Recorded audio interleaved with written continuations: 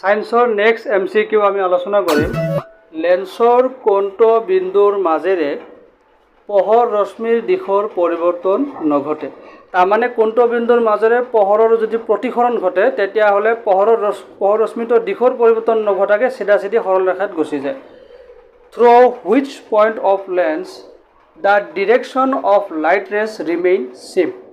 তেতিয়াহ'লে চাৰিটা অপশ্যনৰ ভিতৰত কোনটো অপশ্যন কাৰেক্ট হ'ব? আমি সকলোৱে জানো এই চাৰিটা অপশ্যনৰ ভিতৰত অপশ্যন নাম্বাৰ ডিটো কাৰেক্ট হ'ব, যাক কওঁ আমি আলোক কেন্দ্ৰ অপটিকেল চেণ্টাৰ।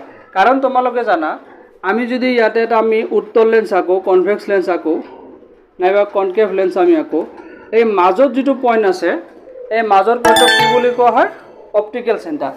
ইয়াৰ মাজেৰে যেতিয়া পোহৰ ৰশ্মি এনেকৈ ৰিফ্লেক্ট হ'ব, ৰিফ্লেক্ট হোৱাৰ পিছত যেতিয়া ৰিফ্লেকশ্যন হ'ব তেতিয়া পোহৰটো চিধা চিধি গুচি যাব, না এনেকৈ যাব না এনেকৈ যাব।